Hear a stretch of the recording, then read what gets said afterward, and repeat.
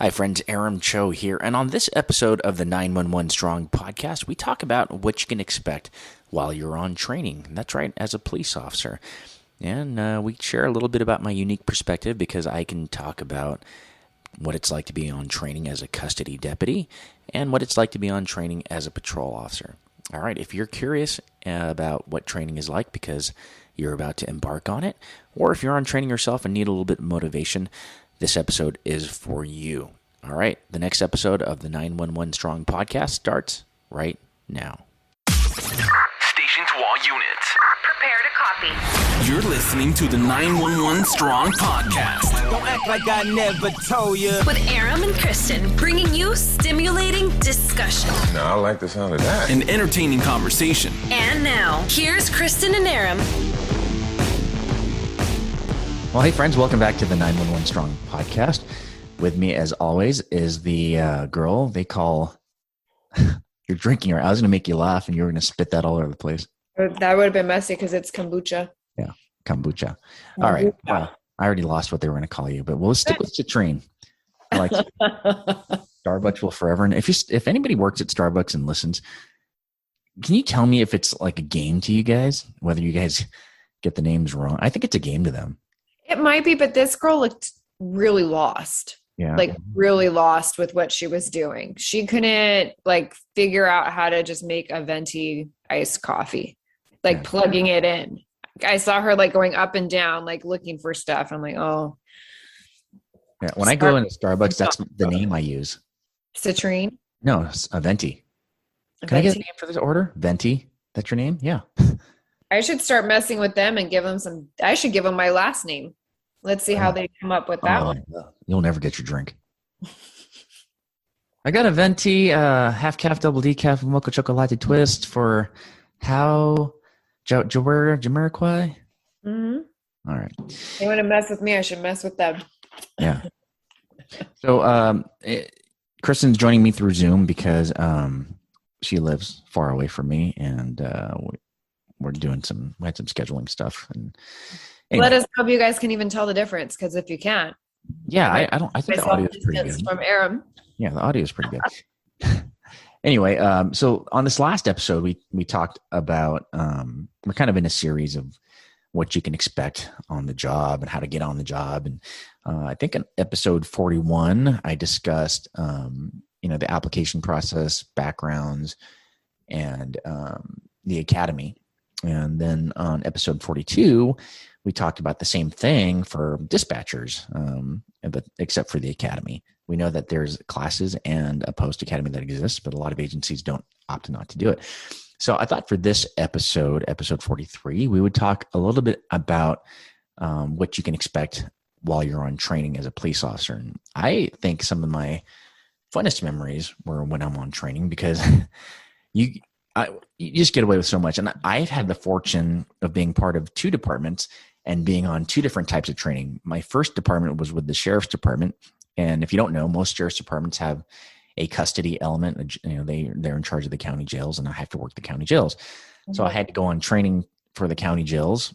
And then whenever I got to my current department, I had to train for patrol. So I had to be on training all over again.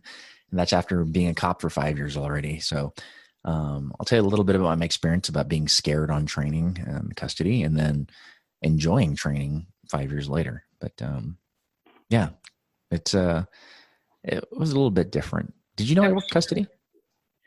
Yeah. Oh, I did. So yeah, I mean, I'm sure it's just a whole different animal. Yeah. Because it's not the street, they're locked up, but where you were at, you were dealing with some bigger, heavier hitters, and you were surrounded at a desk with all of them. Yeah, it was worse than the street, Kristen. It's like it really wasn't. I heard you just would kick it on a desk with your feet up, feeding fat rats that walked around at night. I got a desk job. I ended up getting a desk job, but my first 2 years, it was horrible. I mean, imagine. I wouldn't want to work there. No, and I wouldn't want to go back. The smell. But okay, so I worked Men's Central Jail, which is a very infamous jail, the worst of them get housed there. But you're right. You alluded to the rats. We have rats that are the size of small dogs. I mean, huge. Yeah, I couldn't hang. I mean, I can barely hang with the mice, the mosquitoes, the cockroaches that are currently in dispatch. Oh, I think you'll be glad to know that yesterday we had an exterminator company come in and walk through, and we took the time to say, these are the problems. And they wrote everything down. And so they actually went into dispatch. Yeah, they went into dispatch. They went into my office because we have gnats flying around our office. I don't know if you guys do too, but yeah, we have that and mosquitoes. Yeah, and it's because somebody had the bright idea at our department. I don't care if they're listening, but if you're the one that leaves the door propped open, please stop doing that. Right? They do that because of COVID, apparently. Like, oh, the less people that touch the handles, the less transmission. I'm like, dude, we don't. No, wash your hands, moron. Yeah, we don't touch our mouths after we open the door. So nasty.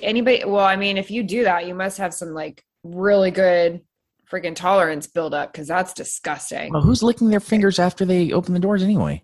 I don't know, but have you seen how some of these people keep their units or their desks? I mean, that's cops or some of the.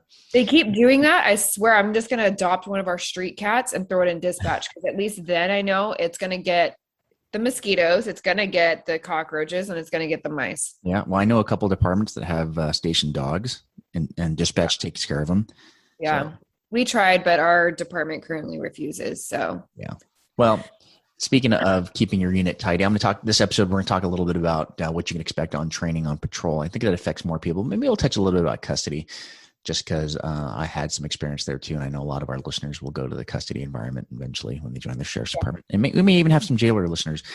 But stop me if you've already heard. Well, you've already heard this, so don't stop me. But our listeners may not have. But my first day at Men's Central Jail, this was after orientation. We had like a 3-day orientation, and then we show up. This is your shift. These are your hours. You show up. And mind you, when you work custody, you don't have any weapons, right? You train in the academy for weapons, and all of a sudden, hey, you don't need weapons anymore. You wear a cotton uniform and with a cloth badge, cloth name plate, and then you wear your leather belt, and all it has on there is a lanyard for your key block, the big Folger Adams keys, the skeleton keys, and a pepper spray, and then you carry a flashlight. Those are your only weapons. No taser. We didn't have tasers back then, and all that stuff. And then they tell you where to go. You're on the second floor, module 2200. You show up. It's a big concrete wall-to-wall day room with a door, a steel door that has a peephole. And my first shift was day shift, and my job in that morning, apparently I didn't know any of this, was to find my training officer. I go in, I see the custody assistant. This is not a police officer, but a jailer who wears an all green uniform. He's ready to leave because he worked at the module the night before. And he's like, all right, here's your court list. The trustees are passing out breakfast. I'm like, okay. I'm like, are you my training officer? He's like, he laughs and says, good luck. And he leaves. I'm like, okay. So now I'm in this day room with 250 inmates lined up wall to wall, waiting for me to read them the court list to tell them who's going to go to court. I have no idea. I have my backpack. I have my lunch in there. I have no idea where I'm supposed to put anything. And there's a desk. There's no secure separation between me and the inmates. I'm literally in the room with them. So this trustee, and if you don't know what a trustee is, it's an inmate that's designated as like the helper in there. They get special privileges. I don't know why they call them trustees, because you don't trust them. You're not supposed to trust them. You trust them a little bit more than the other ones. You're right. Well, this trustee comes up to me and he says, first day. I'm like, how'd you tell? His uniform's too new. I'm like, oh, okay. And he's all, and also you don't bring your personal stuff in here. I'm like, all right. So it's being really helpful. Yeah. He's like, you leave your personal stuff in the lockers out there. Don't bring them in here. I'm like, okay. So, cause you don't know, you don't have eyes and you're surrounded by 250 inmates. He's all right. I passed out the breakfast. I'm going to help you with the court list. I'm going to show you how to do it. Can I get an extra breakfast? I'm like, you can have whatever you want. Just help me get through this day. So this repeated itself for 4 days. And then my week finished. And still no trainer. Still no training officer. Never met him. Never seen him. Just a trustee. And by day 4, I feel like I've been there for 4 months already. And these are only 8-hour shifts, mind you. I'm in there for 4 days, and I already know names. I know inmates. And there's a lot of turnover because it's a county jail. People stay in there for a maximum of 72 hours in that particular module. So that when the new inmates come in, they don't know that I'm new. I just act like I've been there and I'm an OG after 3 days, right? And I know the game. Give the trustees extra food, and they'll make your day easier. This repeats itself. So Monday, my Monday, I don't know what day it was. I come back after my 2 days off, and I'm like, all right, I got to see this was a test. He wanted to see if I can sink or swim. And mind you, we did have somebody walk away. One of my classmates said, I didn't sign up for this crap, and left the job. After all the academy and went through that. Well, because he didn't have a trainer too. He was like you. Probably all of us were. All of us were trained the exact same way. And this is how you did things back then. And I didn't know that they purposely put you in these transfer modules where you have because we have general population housing too, where guys are in there doing their punishment term for over a year or for a year or more. And those are the rowdy ones. So finally I get through my week, I come back, and I get my orders to go to my assigned module now. This is a housing module where there's 4 rows. It's not a day room where there's bunks. It's individual cells where they have 4 beds in them, 2 to 4 beds.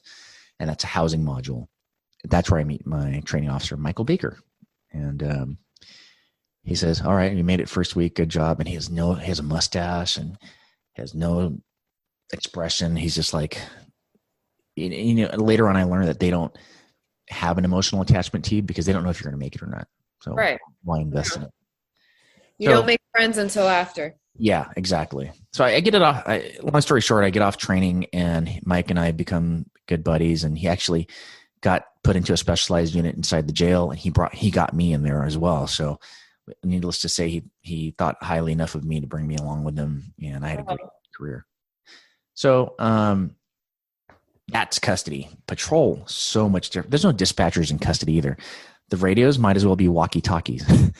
Well, yeah. There's no need for us. The only radio code we used back then was code 1. It was like, and we used each other's names, like Deputy Smith, code 1, Deputy Smith, code 1, go for Deputy Smith. Yeah, I need you to come down the Western hallway and meet me in module 3300. And we spoke plain English on the radio. Yeah.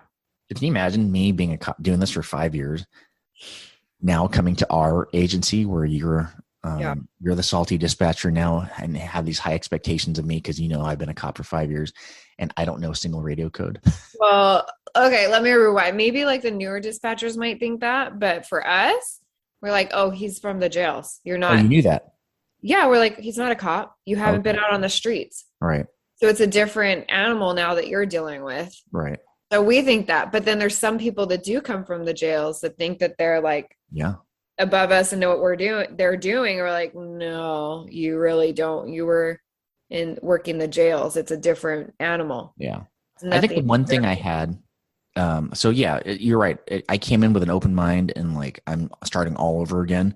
Yeah. One thing I think I had an advantage was I knew the lingo. I knew gangster talk. And I knew officer safety because I was surrounded by inmates. So I think, and my training officer, Dave Rios, told me that was the easiest thing, the best thing about training me and other guys like me, because I came over with like a dozen other custody deputies that became officers, was that we had good officer safety, and that was primarily, that's what you worry about the most when you're taking care of a new officer.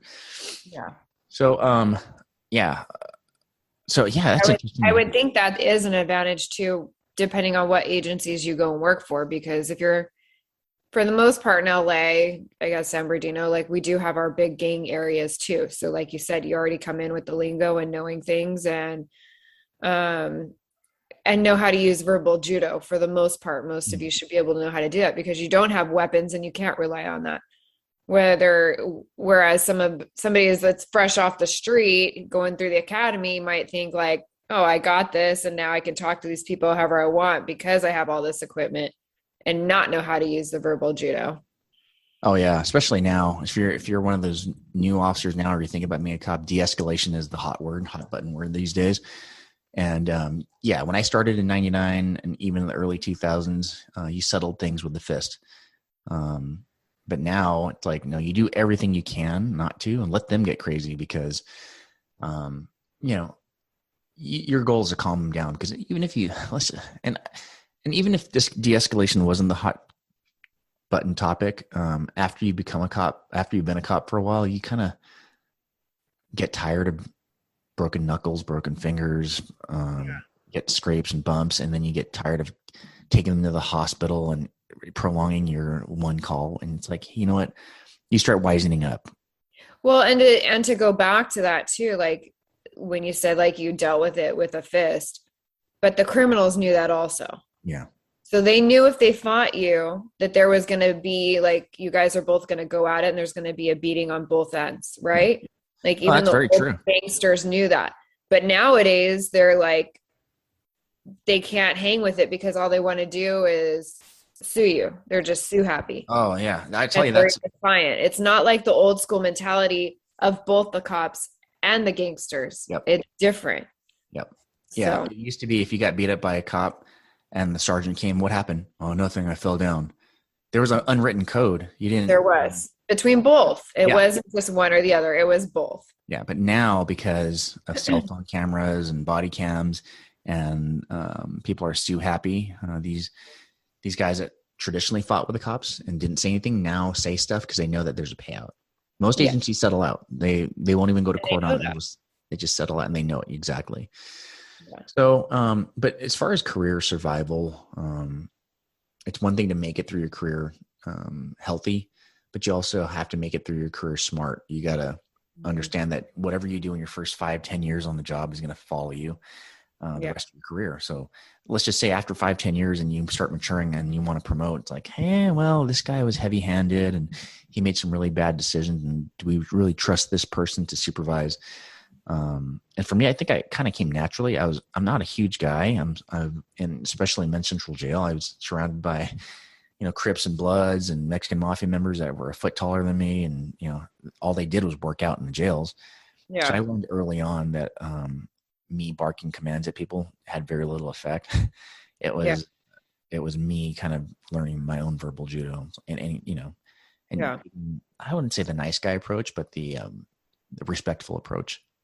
Yeah. Well, I think that's going to get you a lot further than barking at people. Even with like dispatching, you can't always just yell at people. Like you have to know your audience and sometimes they just want to be heard. And dispatchers yell at people? Never. Yeah, there's been a few times. But okay, so you're a rookie now on patrol and you show up for your first week. Now what is that like versus the jail? Oh yeah. So it's a lot more professional because you can't just drive a car on your own. So you're going to meet your FTO, right? Mm-hmm. And for me, my FTO was a corporal and he had a lot of respect on the team because he's been there a long time. And I was on the senior team anyway. And he was very calm. He actually treated me like a lateral instead of a boot, a fresh off the academy boot. Cause those guys get treated a lot different. The ones that come straight from the academy, you get treated like crap. You're dirt, make the coffee. Hey, speak when you're spoken to. And I expected that when I got there. Yeah. But Dave was, Dave's not that guy. Dave's like, and he even told me, he's like, hey, I know you don't have patrol experience, but I'm not going to treat you like a boot. You've been a cop for 5 years. I don't have to get on you for officer safety stuff unless you make me get on you for that. So don't do anything stupid. And actually, our first day, he took me to breakfast. So and I thought it was a game. I'm like, I didn't expect to eat for like a month, right? Yeah. Like, no, we're going to eat. And then he's like, consider this your first lesson of the day. You start your shift on a full stomach because you never know when your next opportunity is going to eat again. So that stuck with me. And that's why I'm fat now. Yeah, if you're a good officer, you know how to go get some food though too in between all that stuff. But no, we went to eat and he kind of told me the ropes. He said, this is the expectation of you. You can call me Dave when we're alone like this. Call me Dave. I'm going to call you Aram. When we're around other people at the department, you call me sir. You call me Corporal Rio or Agent Rios at the time. But when we're by ourselves, let's be comfortable. You're my partner. I'm going to rely on you. You're going to rely on me. But at the station, play the game. So I did. And he actually helped me really establish a good reputation. He told me what to expect. He says, the patrol guys on your team expect you to buy all the paper. Right. That's how it used to be. Yep. So every call that went out, even though I was like down 5 or 6 calls, if I heard another paper call go out and another officer was dispatched, I'm like, 38, can you hold that call for me? I'll handle after this call, Yep. That's just the way it was. Do they do that now? No. There's no like beat pride anymore and taking care their stuff. If they're on overtime, they don't buy all the calls like they used to. If somebody's on their payback, they don't get taken care of like they used to. Yeah, it's just if you're a boot, like 90% of them don't buy all the calls like they used to. It's changed a lot. So if you are a boot and you're hearing this and they take our advice and start buying calls, they're probably going to have a good reputation, right? Yeah, and you should, because you don't have that experience. And that's the only way you're going to get it. Yeah. Is by taking all of those calls. Right. And yeah, it's a lot of work. Yeah, this isn't Hollywood. You don't get to run around and play games, throw somebody in jail, and then just go back on the streets. It doesn't work like that. There's paperwork involved. So yeah, there's a good piece of advice is don't expect to be happy your first few months. It's a lot of work. It's hard work. And if you are happy and bonuses come that way, consider that a bonus. You lucked out. But be prepared to come in early before everybody else, make the coffee, be dressed, be the first at briefing, have the briefing items out, have the briefing book out, the want bulletins out, and then be ready. Make your training officer look good, because when your training officer looks good, he makes you look good. He or she makes you look good. Yeah. And then, expect long days. You'll be the last one to leave too. First one in, last one out. When you're in the locker room changing with everybody else, keep your mouth shut. Just, you haven't earned that right to talk crap with the guys yet. Maybe. And if you're coming from another agency, we don't need to hear what your other agency did. Oh, yes. Laterals are. You're not at that agency anymore. You left for whatever reason. That isn't there. This is here. And so it's this way now. Yeah, I remember calling somebody out on that. We had a lateral from LAPD that said, well, at LAPD we used to do this. At LAPD we used to do that. And I'm like, you know what? And I spoke up for the guys, because in the locker room we were all talking about how they were tired of hearing about that. So I spoke up and I said, hey, if you like the way LAPD did things so much, why don't you go back? Right. Mm-hmm. And to your point, they came here for a reason. If we're our agent. I almost said where we're from. We're our agency, and we've kind of always done things our own way, and that's why we have the reputation that we do. And I like that. Yeah, there's that. I mean, and then just as just a dispatcher venting too, like we can read you on the radio, like what kind of mood you're in. So we know when you're giving us grief because we're giving you a call too. And if you've been around for 2 seconds, like you don't get to complain. Yeah. We're not going out and finding calls from the public to go send you on. We don't want to answer the calls, just like you don't want to go to them sometimes. Right. But guess what? It's your beat, or you're the one that has to do it. So you go. You don't always get to play. It's not always just fun. Like you have a job to do. It's this new generation. I know exactly what you're talking about when you say like, hey, 10:34, 10:04. Yeah. Get that but if we were to treat the guys the way that the guys treated us, oh my gosh, there'd be so many people crying, and like the sergeants would be on us like this. But we get so much attitude and grief over the radio. It's insane. Yeah, I think, and you're right. I'm glad you brought up the sergeants, because it does start with the sergeants. The sergeant could just take exactly what the officer complained about and walk back to the dispatch and automatically assume it's you guys. Or a good sergeant can turn it right back to the officer and say, hey, why don't you? We used to have sergeants that did that. As soon as somebody would cop an attitude with us, immediately it would be, you can come to the station and contact me in the office. Right. Immediately. Which I'm all for, on both sides of it. If we're giving attitude or if they're getting, fine. But it's always the officers that it's like, let go. They do a bunch of stuff and it's let off. But the second we give a different tone on dispatches end of things, we're talked to right away. It's ridiculous. Yeah. I don't know if anybody does that now. I don't remember ever doing that when I was a patrol sergeant. So I used to just handle it at the lowest level possible. If the officer had a problem with the dispatcher or what the dispatcher did, I would make them really reflect on it and say, is it really what they did? Back in the day, we could, at least with me, back in the day, I could go and talk to the officer myself. Yeah. Be like, hey, what's up? Like, did I do something? Are you just having a bad day? Like, what's going on? But if I were to do that now with some of them, like, oh my gosh, they throw such a fit. Like, how dare you talk to me and make a complaint or whatever? Like, no, I'm just talking to you as a coworker. Like, what's the deal? Nobody does that anymore. It's what's the word I'm looking for? There's no mutual respect anymore. It's kind of like Yeah. sense of The wedge entitlement. is there again. And it's going to happen eventually. I mean, all the dispatchers back, for the most part, most of the dispatchers back there have been there a while, but eventually they're going to retire out and you're going to have a new generation of dispatchers that are maybe the same mindset of our new officers. I would say that we have more turnover on the officer end than the dispatchers. Just because there's more of them and more retire out and there's a need for new officers. Yeah. Speaking of new officers, a few episodes ago, the one that the couples episode where Liz and Danny joined us, I brought up Andrew Nakamura. Well, he calls me the other day and he says he had extended family coming from out of town, so they rented a cabin in Arrowhead, and they played that episode, and they were all just rolling on the ground. It was nice to hear. How funny! Yeah. But yeah, so going back, I'm losing track here. But, no, we've been kind of all over the place. So so your trainer tells you what to expect, what their expectations of you are, and then what is it like for you as a trainee? Like, are you always having your polished boots? Are you arriving ahead of time? Like, did you stay over a lot after your shift?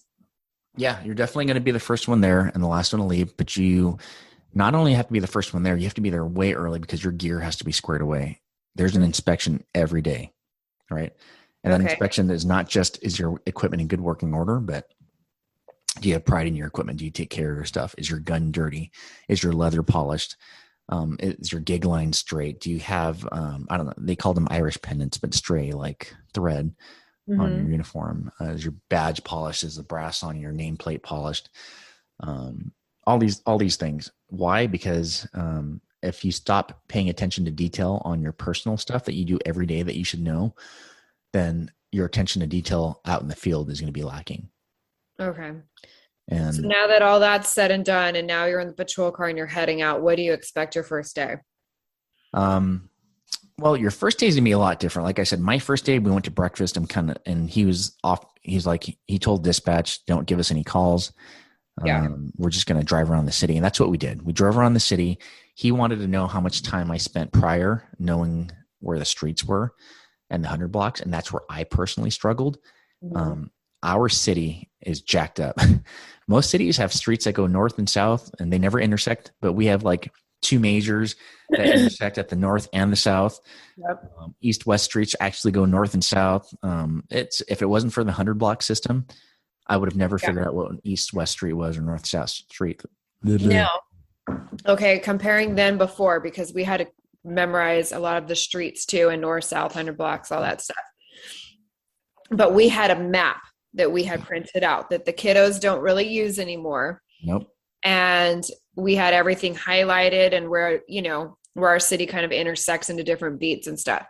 So now, do they use like Google Maps? Do they just use their phone, or how do you teach these new ones? Do you give them Google Maps? Because computers always fail too. Well, see, we didn't have GPS when I was in training, so we used maps, a foldable map. And then we didn't have, when I was in FTO, iPhones were new, but I didn't let them whip it out. They left their phone in their pockets unless it was an emergency call from the wife. What didn't exist that I see now with the trainees is that actually sticking Garmin's, the GPS things, on their dashboards. Okay. Now, do you let them do that? Because if it's a hot call, are they going to take the time to type that in? I don't. So I talked to some of the FTOs today, and they said that they do. They let them, because they're like, I'm just going to let them train on how they're going to be when they're off training. And I was always of the mindset that you can't rely on technology. So when I was an FTO, my trainees didn't use the MDT for about the first month. The computer. Yeah. They dispatched calls the way I learned, notebook and paper and memory. You hear a call come in on the radio, you write it on the notebook. And then there are occasions today where the MDT goes down, right? Yes, and then they freak out. They don't. But I know my trainees, all of them know how to. Well, what's not fair is one of my trainees was Melissa Ortiz. So she was a dispatcher before. Yes, and then love her. PD, and she came back, so she was easy for me. But like Cody, he was my trainee. He had to learn without an MDT for a while. Yeah. And now he's a super good officer. And he helps out in dispatch once in a blue moon. Oh, does he? Okay, awesome. So, I think there are advantages to learning without technology. And Yeah. so, I would say now that I'm talking this out, I don't think I'd let them use GPS. I want them to understand the cities without that, because GPS will go down one day too. And if it's a call that you have to go to and it's a life-saving or it's a matter of life and death and you have to rely on this GPS, I'm going to be pissed off about that. Well, yeah. I mean, what if it's a officer involved shooting, or like you said, like a baby not breathing, and you have to take the time to type it in? And then what if the Wi-Fi is bad, or if it doesn't compute right? All right. Like, or it takes you one direction and there's traffic. You better know the other side streets to get around all that. And our city is complex. And, I remember on my first month, I came in on my days off with a map, and I had the radio. We were given our own, some people call them portables, some people call them rovers. We're assigned our own rovers or portables. And I kept it with me, and I would listen to the radio calls on my days off, and I would pretend I was a unit, and I drive myself to those calls without the map. And I'm like, oh yeah, I did it. And that helped me. I only did that for like 3 weekends, and that helped me tremendously. I bet. Now that you mentioned that, that's kind of what I did on the dispatch end of things. I asked if I could take a radio home, and our radios actually went that far. Yeah. So I would listen, and I would type all the calls that they would give out and the descriptions and everything else. Right. And so that really helped me keep up my speed and start getting what we call a radio ear. Yep. That was the hardest part for me. I don't think I got a hand mic until a year after training. So that's why to this day, I still carry my portable radio without a hand mic. It's just how I developed my radio ear. Yeah. My left ear it's just accustomed to listening to the radio on the left side.